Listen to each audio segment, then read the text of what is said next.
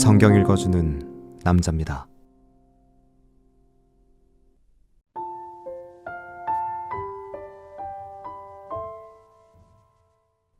내가 또 보니 힘센 다른 천사가 구름을 입고 하늘에서 내려오는데 그 머리 위에 무지개가 있고 그 얼굴은 해 같고 그 발은 불기둥 같으며 그 손에 펴놓인 작은 책을 들고 그 오른발은 바다를 밟고 왼발은 땅을 밟고 사자의 부르짖는 것 같이 큰 소리로 외치니 외칠 때에 7 우레가 그 소리를 발하더라. 7 우레가 발할 때 내가 거룩하려고 하다가 곧 들으니 하늘에서 소리가 나서 말하기를 7 우레가 발한 것을 임봉하고 기록하지 말라 하더라. 내가 본 바 바다와 땅을 밟고 섰는 천사가 하늘을 향하여 오른손을 들고 세세토록 살아계신 자 곧 하늘과 그 가운데 있는 물건이며 땅과 그 가운데 있는 물건이며 바다와 그 가운데 있는 물건을 창조하신 이를 가리켜 맹세하여 가로되 지체하지 아니하리니 7째 천사가 소리내는 날 그 나팔을 불게 될 때에 하나님의 비밀이 그 종 선지자들에게 전하신 복음과 같이 이루리라. 하늘에서 나서 내게 들리던 음성이 또 내게 말하여 가로되 내가 가서 바다와 땅을 밟고 섰는 천사의 손에 펴 놓인 책을 가지라 하기로 내가 천사에게 나아가 작은 책을 달라 한즉 천사가 가로되 갖다 먹어버리라. 내 배에는 쓰나 내 입에는 꿀같이 달리라 하거늘 내가 천사의 손에서 작은 책을 갖다 먹어버리니 내 입에는 꿀같이 다나 먹은 후에 내 배에서는 쓰게 되더라. 저가 내게 말하기를 내가 많은 백성과 나라와 방언과 임금에게 다시 예언하여라 하리라 하더라.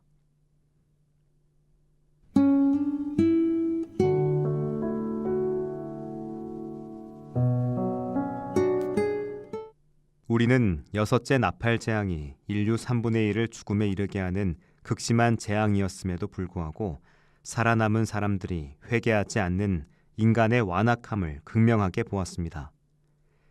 이 재앙은 2번째 화였으며 재앙의 절정을 향해 치닫는 상황이었습니다. 요한계시록 10장은 7째 나팔이 불리기 전 심판의 서사가 잠시 멈추고 막간이 삽입되는 중요한 전환점을 보여줍니다. 이 본문은 요한에게 하나님의 비밀과 함께 새로운 사명이 주어지는 귀한 시간이자 말씀의 달콤함과 쓰라림 그리고 사명이라는 주제를 우리에게 던져줍니다.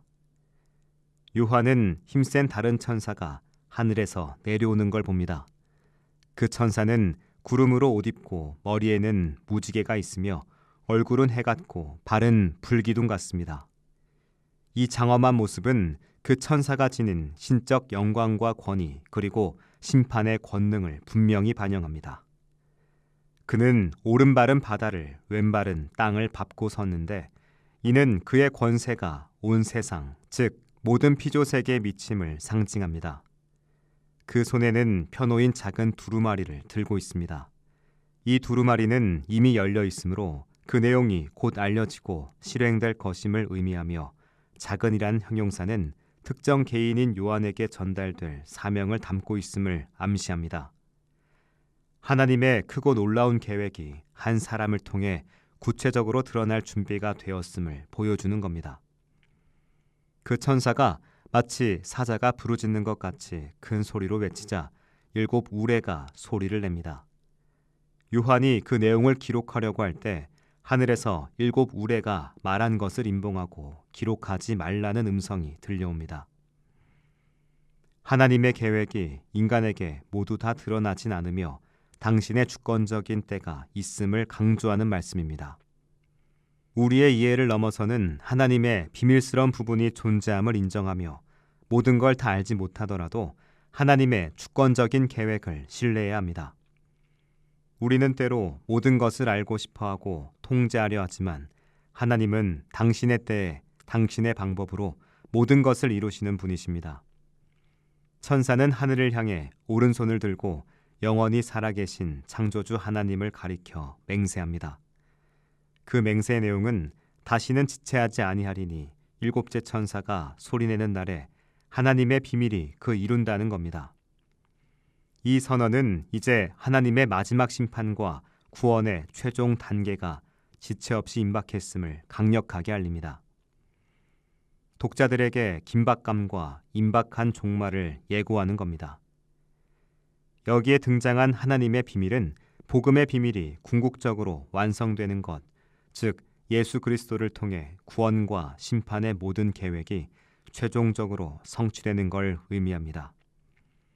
더 이상 시간이 지체되지 않을 것이라는 엄중한 선언은 영적으로 나태해져 있는 우리에게 큰 경종을 울립니다.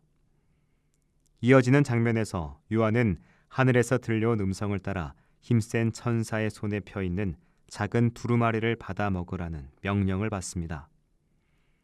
요한이 두루마리를 먹으니 그의 입에는 꿀처럼 달콤했지만 먹은 후에는 배에서 쓰게 됩니다. 이 이중적인 경험은 하나님의 말씀이 가진 양면성을 상징합니다. 말씀의 진리는 우리에게 구원과 영원한 생명의 복음을 가져다 주는 기쁨과 희망의 달콤한 소식입니다. 그러나 그 말씀을 세상에 선포해야 할 예언자적 사명, 특히 죄악으로 물든 세상에 대한 경고와 심판의 메시지는 쓰디쓴 고난과 아픔을 동반할 수 있다는 걸 의미합니다. 진리는 때로 불편하며 그 불편한 진리를 선포하는 자는 세상의 비난과 핍박을 감수해야 할 수도 있는 겁니다. 두루마리를 먹은 요한은 천사로부터 내가 많은 백성과 나라와 방언과 임금에게 다시 예언하여야 하리라는 사명을 받습니다. 요한은 수동적인 관찰자를 넘어 하나님의 말씀을 세상 모든 민족과 나라의 통치자들에게 선포해야 하는 능동적인 사명을 부여받았습니다. 우리도 이 세상에 하나님의 말씀을 대언하는 예언자적 사명을 부여받습니다. 이 사명은 때때로 세상의 비난과 핍박을 감수해야 하는 쓰라린 경험을 동반할 수 있습니다. 우리는 그리스도인이라는 이름으로 살아가면서도 세상의 불의와 타협하고 진리를 외면할 때가 얼마나 많습니까? 담대히 불의를 지적하고 복음을 선포하며 회개와 심판, 구원의 메시지를 전할 용기를 가져야 합니다. 주어진 시간을 허비하지 않고 주님의 사명을 감당하며 영원한 가치에 삶의 우선순위를 두는 긴박감을 갖고 살아가야 합니다. 다시는 지체하지 아니하리니 라는 천사의 맹세는 하나님의 심판과 구원의 최종적인 계획이 임박했음을 강력히 경고합니다. 현재의 삶 속에서 하나님의 경고에 즉시 반응하고 죄악을 회개하며 영적으로 준비되어야 할 시급성을 강조하는 말씀입니다. 더 이상 미룰 시간이 없습니다. 하나님보다 더 사랑하거나 의지하는 모든 우상을 철저히 끊어내야 합니다. 매일 말씀을 통해 삶을 돌아보며 하나님 보시기에 합당한 생각과 말과 행동을 위해 노력해야 합니다. 하나님의 말씀은 우리에게 구원의 기쁨과 위로를 주지만 동시에 세상의 죄악과 불의에 대한 경고 그리고 순종과 희생을 요구하는 쓴맛을 동반합니다. 말씀의 이 양면성을 온전히 받아들여야 합니다. 교회는 요한이 받은 사명처럼 세상을 향해 다시 예언해야 할 책임이 있습니다. 즉, 단순히 위로와 평화만을 전하는 것이 아니라 하나님의 공의로운 심판과 회개를 촉구하는 메시지를 담대하게 선포해야 합니다. 이 사명은 때로 세상의 반대와 고난을 수반할 수 있습니다. 이러한 고난을 두려워하지 않고 주님의 증인으로서 세상의 어둠을 밝히는 빛의 역할을 감당해야 합니다. 요한계시록 10장은 하나님의 궁극적인 계획이 당신의 절대적인 주권 아래 있으며 모든 것이 당신이 정하신 때에 이루어질 것임을 분명히 보여줍니다. 비록 일곱 우레의 소리처럼 일부 비밀은 아직 감추어져 있지만 우리는 당신의 완벽한 계획을 신뢰해야 합니다. 마지막 때를 살아가는 저희에게 영적인 분별력과 담대함을 주시어 어떠한 고난 속에서도 주님의 말씀을 삶에 내면화하고 세상의 진리를 선포하는 예언자적 사명을 신실하게 감당하게 해달라고 기도해야 합니다. 아직 주님을 알지 못하고 영적인 어둠과 고통 가운데 방황하는 많은 영혼들을 위해 복음의 빛을 비추는 통로가 될 수 있도록 용기와 지혜를 간구해야 합니다. 기도하겠습니다. 주님, 주님의 말씀이 입에서 꿀처럼 달고 배에는 쓰게 되는 진정한 예언의 영을 허락하시어 저희가 이 땅에서 주님의 긴급한 복음을 담대히 선포하는 자가 되게 하소서. 아멘.